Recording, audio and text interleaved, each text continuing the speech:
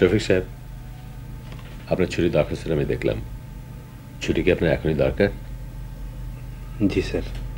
আমি বলছিলাম কি, ছুটি নিয়ে বাড়িতে বসে থাকার চেয়ে অফিসে কাজকর্ম নিয়ে ব্যস্ত থাকলে মনটা ভালো থাকবে। আমি স্যার কাজে ঠিক মন বসাতে পারছি না। আমি যদি ওর বাবা মার যাওয়া আসার টিকিটের ব্যবস্থা করে দিই এবং সেই সঙ্গে সঙ্গে ওখানে সমস্ত খরচ মেটানোর ব্যবস্থা করি, তাহলে কেমন হয়? ভাইয়া মনে হয় রাজি হবে না। যে টাকা সে কোনোদিন শোধ করতে পারবে না, সে টাকা সে নেবে না। আবার অনেক দাবি আছে আল্লাহর কাছে, আছে না বা? আছে, অনেক দাবি আছে। আমি সেই দাবিতে আল্লাহর কাছে তোমার মেয়ের প্রাণ ভিক্ষা চেয়েছি। কি দেখছো এত মন দিয়ে? কিছু না, এমনি তাকিয়ে আছি। এভাবে তাকানো ভালো না, বাবা মার নজর লাগে। ওর বুকে থুতু দাও। কি যে বলো! দাও না। ভয় নেই, আমার নজর লাগবে না। আমরা ছোটবেলা কি করতাম জানিস তো? নেই, রোজা রাখার পর যখন খুব খিদে লাগতো, তখন রোজাটা একটা কলসির ভেতর ফু করে রেখে ঢাকনা দিয়ে ঢেকে ভাতটা খেতাম। তারপর খাওয়া হয়ে গেলে কলসি থেকে রোজাটা টেনে নিয়ে পেটের ভেতর নিয়ে নিতাম। আমার ওই ব্যাগের কাপড় টাপড় সব ভরে ফেল, আমি এখন ঢাকা যাব। স্যার, আপনারা পরশুদিন বরিশালতে আইছেন? হ্যাঁ হ্যাঁ, খুব খারাপ খবর। এনে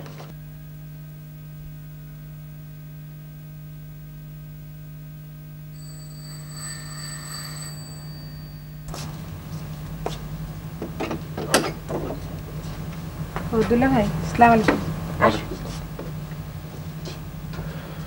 ভালো আছেন? ভালো। আপনি একা এসেছেন? রাখবি কোথায়? ওর জন্য একটা টিচার রেখেছি, উনি পড়াচ্ছেন। বসো।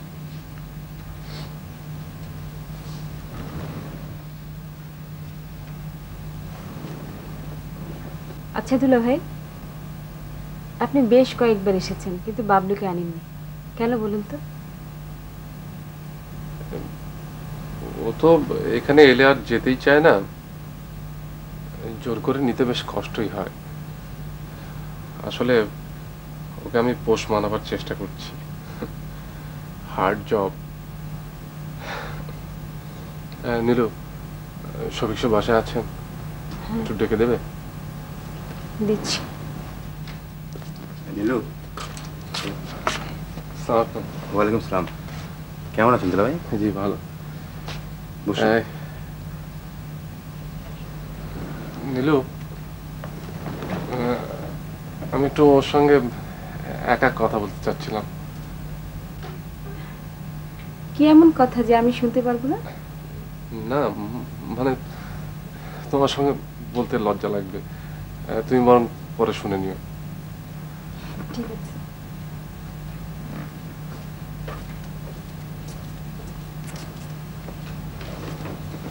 বলেন কি বলবেন?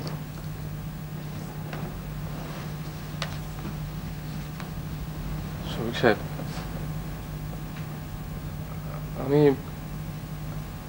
আমি আপনাকে খুব সামান্য একটা অনুরোধ করব, আপনি রাখবেন? রাখবো না কেন, নিশ্চয়ই রাখবো। আপনি কথা দিচ্ছেন? আরে কি যে বলেন দুলা ভাই। না, আগে আপনি কথা দিন। অবশ্যই রাখবো। শফিক সাহেব, আমার কোনো সঞ্চয় নেই, টাকা পয়সা আমার কোনোদিন হয়নি, আর হওয়ার কোনো চেষ্টাও আমি করিনি।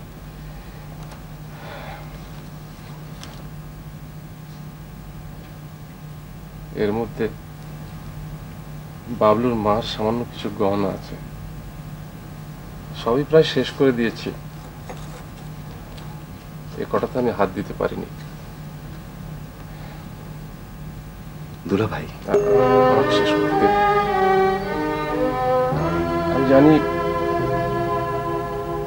আমি জানি আপনার টুনির জন্য এ সময় অনেক টাকার প্রয়োজন, আপনি এগুলো রাখবেন।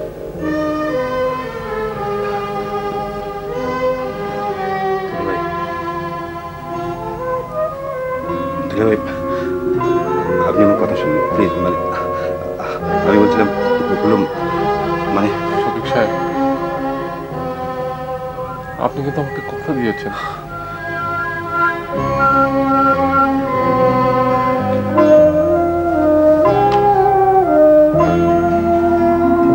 আমি যাই।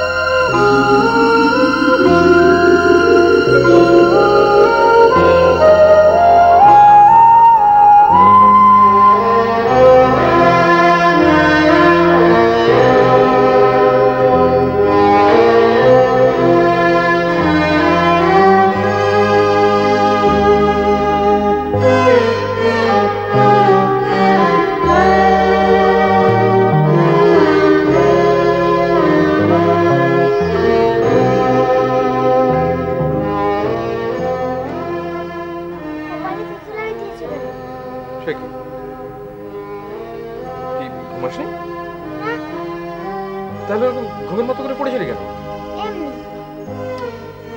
এই মেয়ে জাতটা না ছোটবেলা থেকে মিচকা শয়তান, মরগট্টা।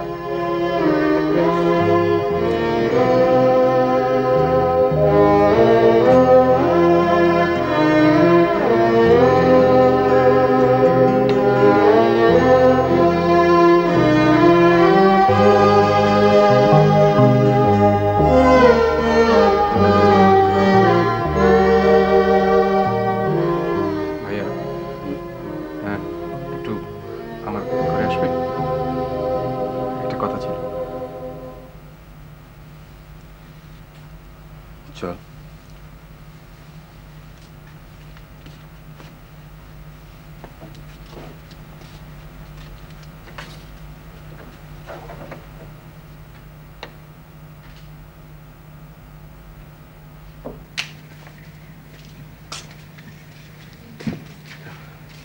ভাইয়া তুমি একটু বসো, আমি ভাবিকে ডেকে নিয়ে আসি। তুমি বরং সিগারেট খাও। কি করছো তোমরা? এই যে আমি তোমাকে ডাকতে যাচ্ছিলাম, বসো।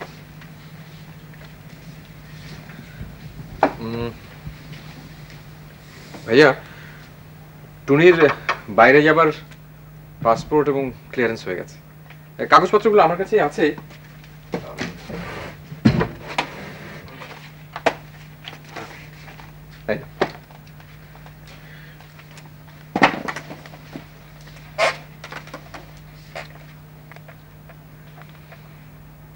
টাকা? ও, টাকা আমি জোগাড় করে ফেলেছি। কোথায় করেছিস? টাকা জোগাড় হয়েছে সেটাই ইম্পর্টেন্ট, কোত্থেকে জোগাড় হয়েছে সেটা ইম্পর্টেন্ট না। সেটা অনেক বেশি important. Not now, not at this stage.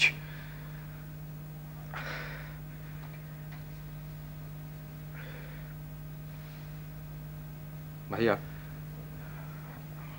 এখন আমরা যেটা করব সেটা হলো আমরা টুনিকে বাইরে পাঠাবো। এছাড়া অন্য কিছু নিয়ে আমরা এখন আর ভাববো না। এত দূর আমার মেয়ে একা একা যাবে কিভাবে? কিন্তু ভাবি, এখন তো সে কথা বললে চলবে না। এখন তোমার দায়িত্ব হচ্ছে টুনিকে মানসিকভাবে প্রস্তুত করা। আর তাছাড়া কি? তাছাড়া শিশুদের আমরা যতটা অশক্ত এবং দুর্বল ভাবি, আসলে ওরা ততটা নয়। ওরা যথেষ্ট শক্ত, কঠিন সত্যকে ওরা গ্রহণ করতে পারে। টুনি আমাদের ছেড়ে যেতে পারবে না। পারতেই হবে।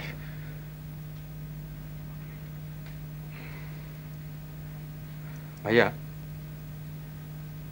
টুনির সঙ্গে আমার কথা হয়েছে। কথা হয়েছে? হ্যাঁ, আজ বিকেলে আমি ওর সঙ্গে কথা বলেছি। টুনির যাওয়ার দিনক্ষণ কি ঠিক হয়ে গেছে? হ্যাঁ, 15 তারিখ দুপুরবেলা।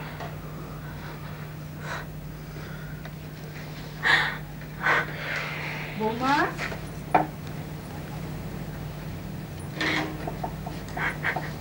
মা, আমাদের ব্যান সাহেব এসছেন।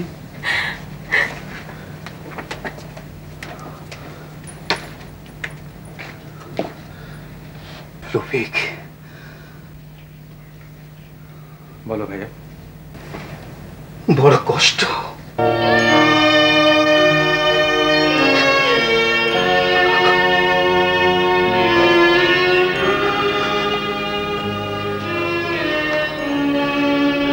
সব ঠিক হয়ে যাবে ভাইয়া।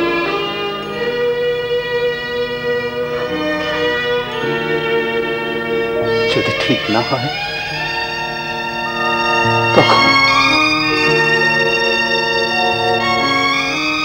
তখন আমি কি করব?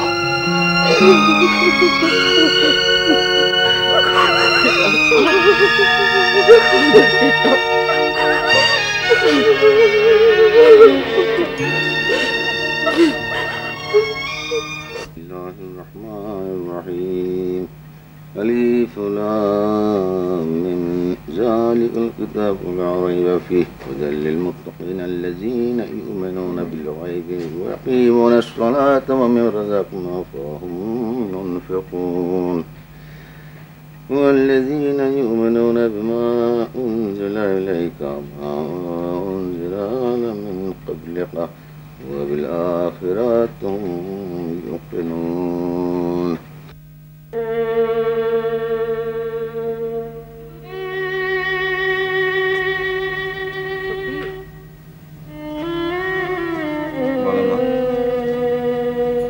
যাবার দিন নাকি ঠিক হয়ে গেছে? হ্যাঁ মা, তুমি আমার পাশে একটু বসো।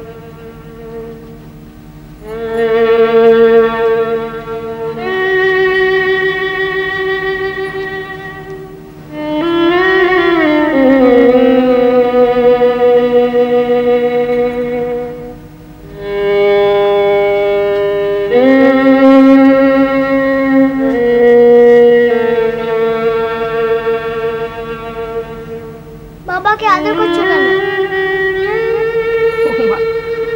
ছেলেকে আমি আদর করবো না? হয় মা, এদিকে আয়।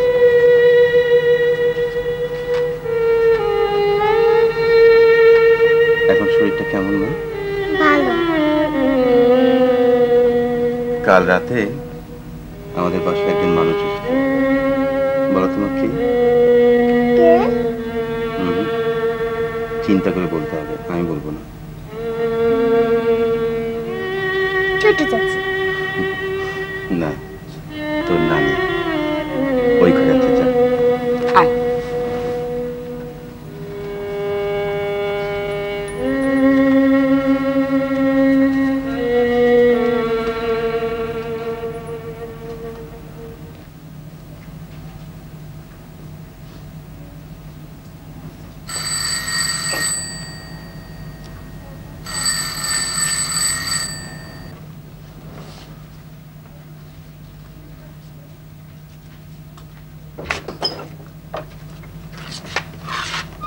মামা,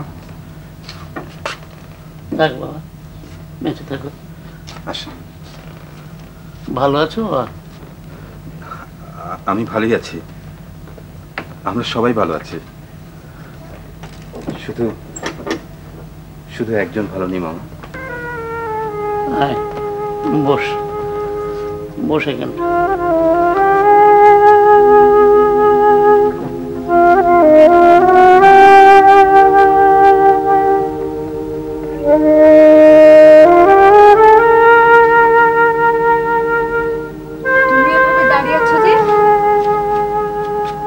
কোথাও গিয়ে শান্তি পাই না।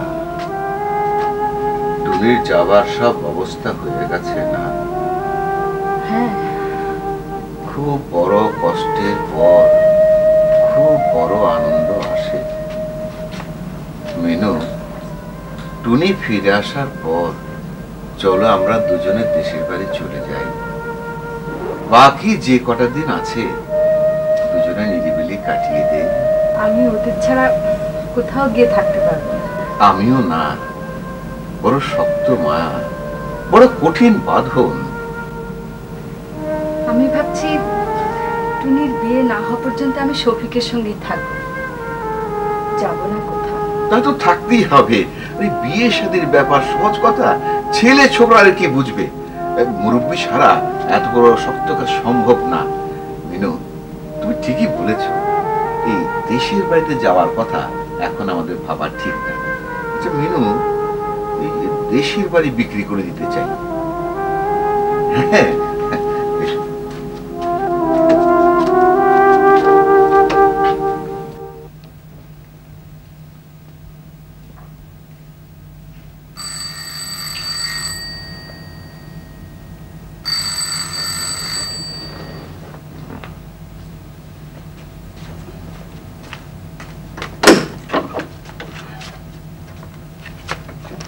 আয় মাসা না।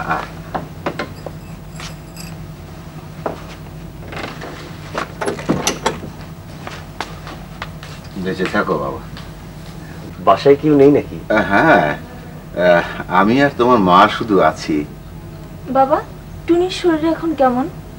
ভালো, খুব ভালো মা। বাবাজি বসো বসো।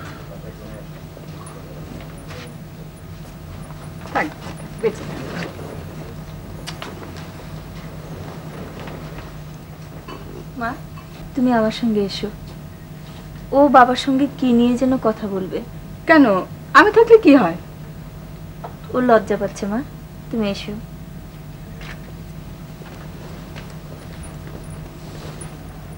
কি ব্যাপার? শফিক ভাইয়ের জন্য আমি কিছু টাকা নিয়ে এসেছিলাম। টাকা? জি। শফিক কি টাকার কথা বলেছে? জি না। টাকার তো জোগাড় হয়ে গেছে বাবা।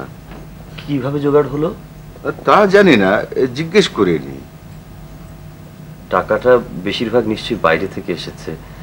এতটা টাকা তো বাড়িতে থাকার কথা না। হ্যাঁ, রফিক ওই ছুটাছুটি করে জোগাড় করেছে। তার একবারও আমার কথা মনে হয়নি? আমাকে এখনো বাইরের মানুষ ভাবেন বোধ হয়। তুমি কি রাগ করেছো বাবা?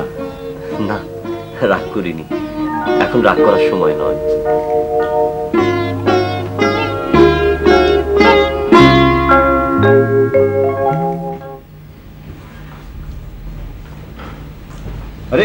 শফিক, ওয়ালাইকুম আসসালাম। এসো মান দিল। ওয়ালাইকুম আসসালাম। কে? শারমিন, শারমিন। আরে ভাবি কেমন আছো? ভালো, তুমি ভালো? এই তো। তুমি চলো ভাবি, আমার ঘরে বসে কথা বলি। না না, একটু পরে যাক, আমি এদের সঙ্গে দুটো কথা বলি। তুমি বরং টুনিকে নিয়ে ভিতরে যাও। এসো।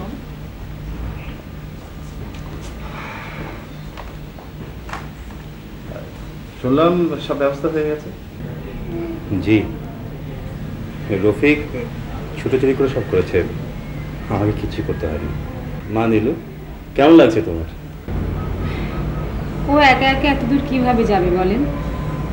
তাছাড়া কোথায় কার কাছে থাকবে, এছাড়া ওর কথাও তো কেউ বুঝবে না। দেখো মা, আমি যদি টুনির সঙ্গে তোমারও যাওয়ার ব্যবস্থা করে দিই, তুমি যাবে? আপনি অনেক করেছেন।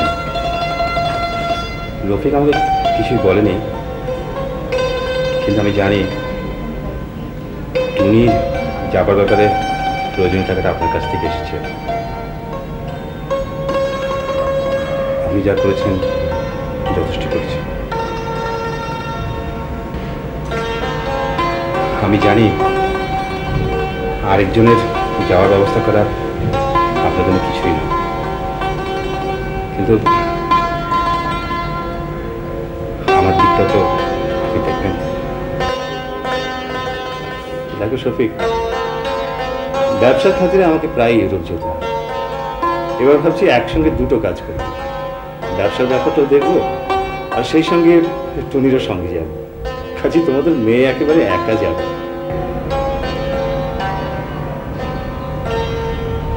চাচি, তুমি জানো আমি জার্মানি যাচ্ছি? জানি। কার জন্য কি আনতে হবে সব লিস্ট করে নিয়ে যাচ্ছি। তাই নাকি? হ্যাঁ, দাদুর জন্য আনতে হবে দূরবীন। সে দূরবীন দিয়ে মঙ্গল গ্রহ দেখবে। আমার জন্য কি আনবে? তোমার জন্য কিছু আনবো। কেন? আমি আবার কি দোষ করলাম? তুমি তখন এখন আমাদের সঙ্গে থাকো না। সেটাও তো একটা কথা। তুমি যদি আমার সঙ্গে থাকো তাহলে আনতেও পারি। তুমি তো আমাকে ভীষণ মুশকিলে ফেলে দিলে। এত বড় একটা লোভ আমি এখন সামলাই কি করি? তুমি যা চাইবে তাই আনবো। তাই নাকি? সত্যি বলছো নাকি আমাকে লোভ দেখাচ্ছ? মাঝে মাঝে আমার কি মনে হয় জানেন? মাঝে মাঝে মনে হয় একটা দুঃস্বপ্ন দেখছি। হঠাৎ জেগে উঠে দেখবো সব মিথ্যে। দেখো শফিক, যা ঘটছে সেটা দুঃস্বপ্ন। দুঃস্বপ্ন কেটে যাবে, দেখবো সব ঠিক হয়ে গেছে। বাবা, তুমি কি বলছি জানো? আমি যদি ওদের বাসায় যাই তাহলে আমি যা চাইবো সবকিছু আমার জন্য আনবে। আনবোই তো। আমার পক্ষে এত বড় একটা লোভ সামলানো বড্ড কঠিন হয়ে যাচ্ছে বাবা।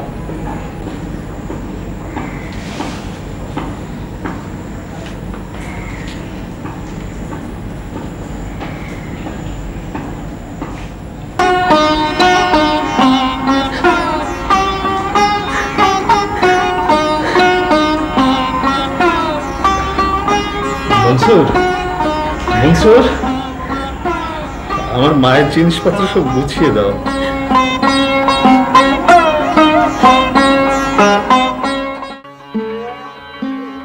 আশা ও আনন্দের যে অপরূপ দিন, তার উল্টো পিঠে দুঃখ ও বেদনার দীর্ঘ রজনী।